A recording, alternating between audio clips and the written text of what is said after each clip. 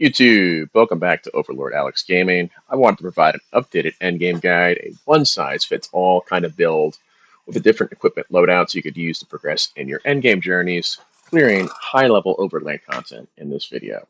For the first part of this video, I want to dive into the build, and after I will go through each of the different armor sets I use for the testing stations with their augments and why. Timestamps, as always, will be in this kind of video in the bottom description, so use that as a resource as we go through the guide. All right, guys, so a couple of things to note here. I have 29 loose skill points. I have max combat stats, so I have the level 100 specialization for combat, so I'm getting the extra 54 skill points here. So keep that in mind, but I tried my best to minimize the need to have all those skill points maxed out. If you really want to min max and have like every single thing you want for all the dungeons, you can use these skill points and apply them. Also, if you're not trying to switch out your build every time you repair things, you can obviously put some points into things that are going to be more quality of life, like vehicle repair, and some of the other stuff that's on the planetologist trees. But today I'm going to do as best I can, deep dive for each of these skill trees so you guys can understand my thought process, my rationale for each of these, allocations. But let's start off with the trooper tree, and then we'll dive more into it. So the trooper tree, the ones that we're obviously going to want to take for our techniques on here are going to be center of mass, suspensor dash, and battle hardened.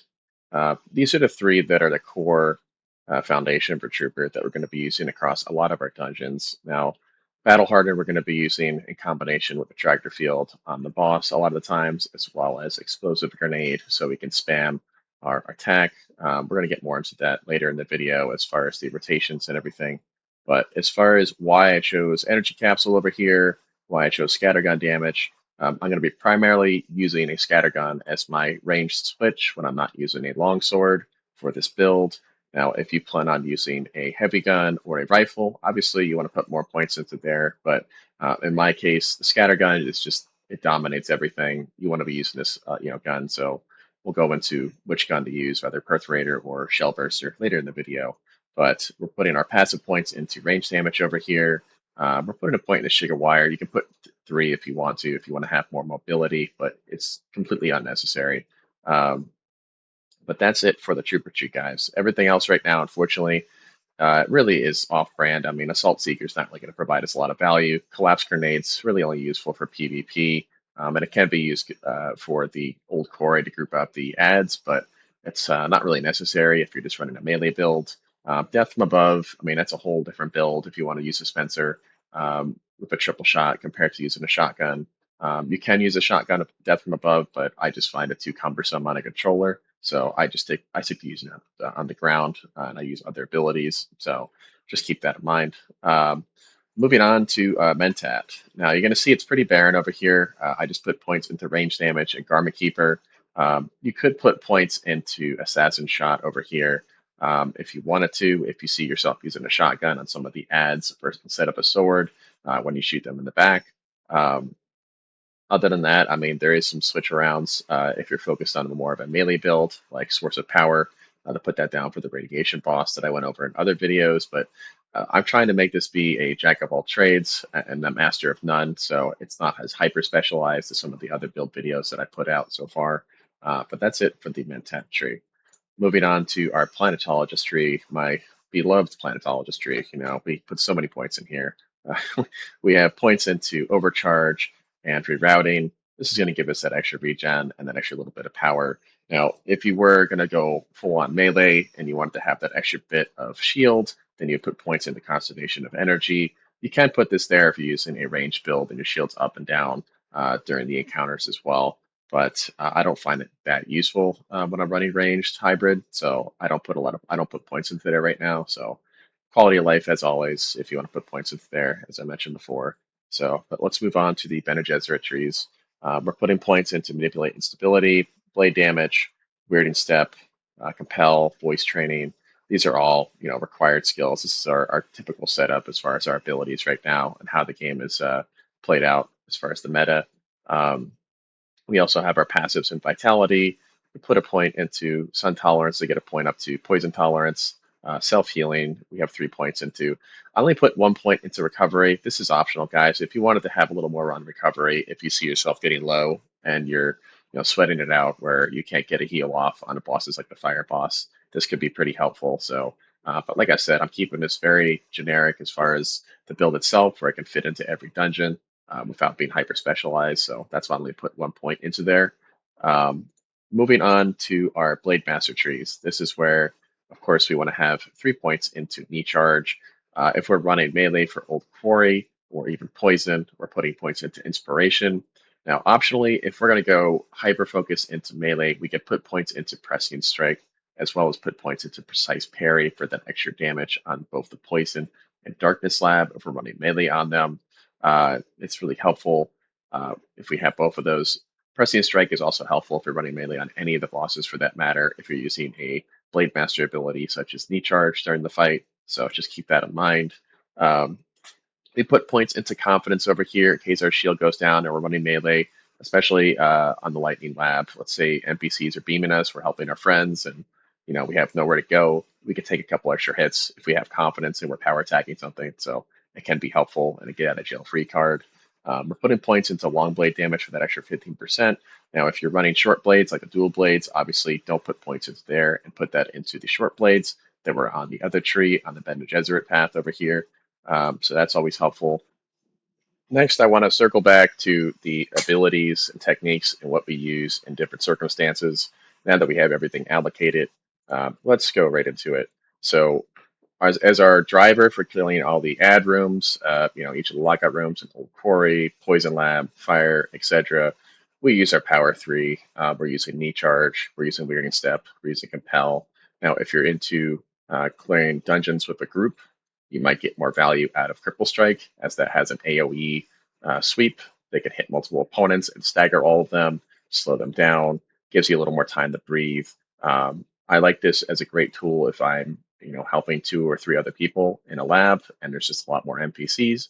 So it's a great switch. If not, I would just stick to using Knee Charge and Weirding Step and Compel. Now, as far as our techniques go, you have the 2 mandatory requirement ones, I would say, and the 1 flex option for this build to work. And that's going to be Manipulate Instability and Center of Mass. Now, one other caveat, though, I will say, and this isn't necessarily mandatory, but if you have the threshold as far as damage goes for one-shotting or two-shotting the NPCs in the labs at level 20 or level 40, you could take off Manipulate Instability and put on something else, that you might get more value out of. There's plenty to choose from that we didn't go over that you can put in there, like stuff that's going to increase your stamina regeneration, for example. Something that's going to increase your mobility. So maybe Battle Hardened with Sugar Wire, for example, if you want more mobility for speed runs. Um, you could do combos like that. But this is if you want to push the highest level possible for the most damage output in this general, one size fits all build. So just keep that in mind. Now, when we switch over to fighting a boss, in most circumstances, now this is going to be for fire, this is going to be for poison. Basically, the exception of Old Quarry, um, you're going to want, unless you're just going to go run full melee, you're going to want to run Compel on your bar. You could run Energy Capsule if you want to maximize your DPS. You can also run Attractor Field. Now, if you feel confident you don't need Compel when you're fighting the boss, and you can find ways to basically circumvent, the ad that spawns for most of these bosses. So, like for the Fire Lab, for example, you can get rid of Compel and keep Energy Capsule and go just straight on balls to the wall DPS, and put on Grenade. Grenade combined when we're spiced up, along with Reflexive Reload, we're just going to be shooting our shotgun the entire time we're fighting the boss. So you pop an Attractor Field, you keep the Explosive Grenade on there, you have Energy Capsule, you're going to be one phasing the boss, for example, such as Poison, Fire, Darkness, all of those bosses. I say with the exception of Old Quarry, this build is the way to go if you want maximum DPS with a little bit of risk involved, obviously not having Compel and having that control. So otherwise, if you want a little more breathing room, swap on Compel, and use that instead. So Now this is the range setup that we're going to be using for the boss. For the melee, it's going to be a little bit different. We're going to be swapping over to Inspire. We can keep on knee charge if we want. Um, Optionally, we can have waiting step if you want more of a gap closer as well. So there's a couple flex options here. That's why we got all of these abilities. We unlocked them so we can use them. Um, this is my old quarry build. Typically, I'll have knee charge, I'll have inspo, I'll have compel. You can swap out the knee charge for waiting step, like I mentioned. It's also another good option. Um, and then for techniques, we're going to keep it as is. Now, we could put points into lunging strike if we wanted to, if we're doing poison lab, for example. We want to get rid of that poison dot that could be hurting at high levels. Uh, Suspensor dash is fine. We can also put points into that stamina one that I mentioned before for techniques. Um, but this is typically what I'll use for the boss. But for the range build, we're switching battle hardened, as I mentioned, so to spam our abilities. But if we're doing melee, suspensor dash, for mobility, just more gap close. So, but that's it as far as the abilities and techniques go, guys. Uh, let's dive more into the armor and stuff that we use next. All right, so let's go through each of these armor sets that I use. The first armor set I want to cover is the Forge armor set. I have two separate sets of Forge that I use for each of the dungeons. The first set is going to be all blade resistance for the augments. So as you can see, it's double augmented with all the blade resistance. It gives me quite a bit of resistance for this. This is for poison and darkness. I use these sets for poison and darkness. It's really good for poison because the boss on the poison lab throws a knee charge that is considered blade damage, so it'll mitigate a lot of that damage so you don't get one shot. It's also really helpful for all of his other attacks on the Poison Lab. That'll make it so you don't get one shot at the very high level. It's also great for darkness. It blocks most of the darkness attacks. There is one that's considered, I think, energy, but we haven't been able to figure out how to get a mitigation for that one. Um, Now, the other Forge set that I have, this one, in a perfect world, I probably would have rolled both fire resistance for each of these pieces on the augments, but I have garment reinforcement and the fabrics that reduce fire. So this set I run for the fire lab. It's helpful if you want to run a poison lab too. If you don't have this double blade resistance set up, it's not going to provide as much resistance, but it's going to be at least a little bit helpful for the poison. So, but this is my fire lab setup. I'm using all of these pieces for the fire lab. It's a full set of forge. You can swap out and use the X core if you want. If you want to put double fire resistance on it, you're going to have slightly less mitigation, but it's definitely an option. Now, for the old quarry, I'm going to be running pincushion because the boss uses a drill shot. I will swap sometimes combat exoskeleton if I'm not meeting the melee threshold to basically one or two shot the mobs. So I can swap that in. I'm putting dart mitigation on it and energy. And unfortunately, I have energy resistance on these pieces. I rolled this erroneously early on, but I would do double dart mitigation on this to get the full damage resistance on it against the boss. Or you could put garment reinforcement if you don't have double dart, because the one dart augment is very hard to roll and to get unless you're farming radiation lab a lot. So, and also for the swap, I can put on X core instead of the pincushion pants if I want a little bit less resistance, but have a little bit more mobility if I'm using the combat exoskeleton. So this is for the old quarry, this setup right here. Now, as far as the weapons go, as I mentioned, I am typically running the Replica Pulse Sword. This is a triple augmented Replica Pulse Sword grade 5. This is the best in slot, essentially. It's got blade sharpener, it's got heavy blade adjuster, it's got heavy blade coating, all rolled at around a 69 to 70. So you're getting a obscene amount of damage on a pulse sword. This thing is going to be able to one-shot most enemies when you're doing lockout rooms, two-shot for the heavies typically on level 40. And obviously, if you're going beyond level 40, there's going to be some variables there. And then if I'm not running the long blade with the pulse sword, I'm going to be running Leech's Maw. So Leech's Maw, this also has the same augments that I mentioned above. It's rolled just as high, probably around the 65% for each of these. So I don't use this as often. It's a great swap though if you want to use this for the old quarry.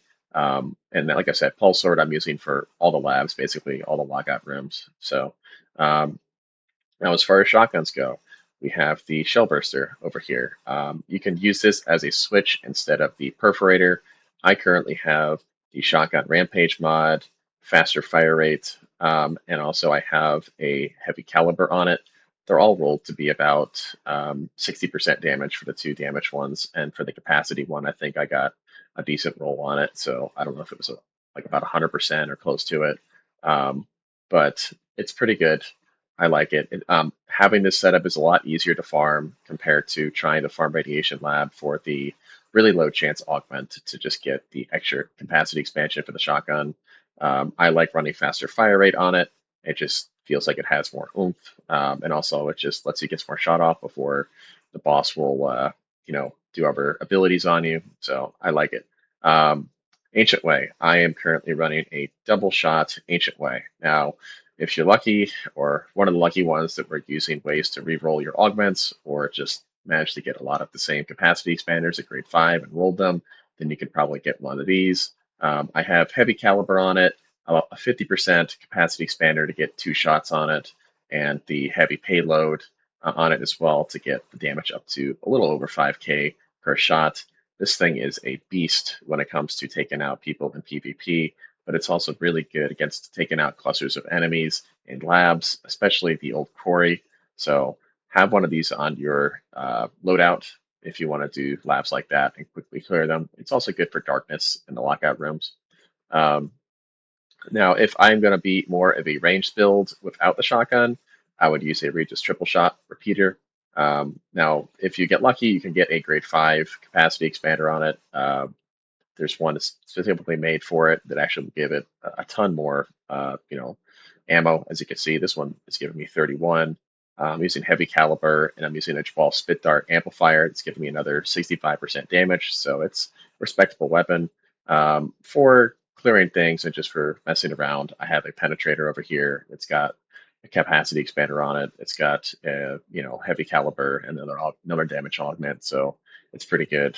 I'm not going to go over Lasgun too much or the Blind Fury. These were just kind of fun weapons to try. There are seat builds out there that are good, but that's another weapon you can use for a headshot loadout build. It's not going to be covered in this video, but I will touch on this at some point. But those are the loadouts. Now the last one that I want to cover is the one I currently have equipped, and that's going to be using the perforator with the rampage mod, faster fire rate, and heavy caliber. The pulse sword, as I mentioned, and a full set of bulwark. This is going to be my lightning lab setup. This is exclusively lightning lab. It's double dart mitigation. It's got a ton of armor. It's all grade 5. This is what you want to strive for to do lightning lab easily and efficiently. You can use the skills, techniques, and everything that I mentioned before for the Lightning Lab setup, the ranged, hybrid build. That's going to clear out that lab really easily. You can do this at level 40 once you start to get all these augments and everything online. I would heavily recommend using Bulwark um, as your go-to armor for Lightning, but that is the loadout for that, and this is what you should try to strive for the end game. Now, if you're just starting out, obviously it's not going to be realistic to have double dart mitigation. So if you want to put garment reinforcement on these pieces with dart mitigation, that it's more easily to farm, definitely do that. It's still going to provide a lot of value. But that's it for the loadout, guys. I hope you enjoyed this section of the video so far. I hope you've enjoyed the entire video for that matter. And I hope that you can like and subscribe and tune in for the next videos that I churn out. I have a lot of ideas in mind, and I'd love to hear some of yours in the comments below. And I'll see you in the next one. Cheers.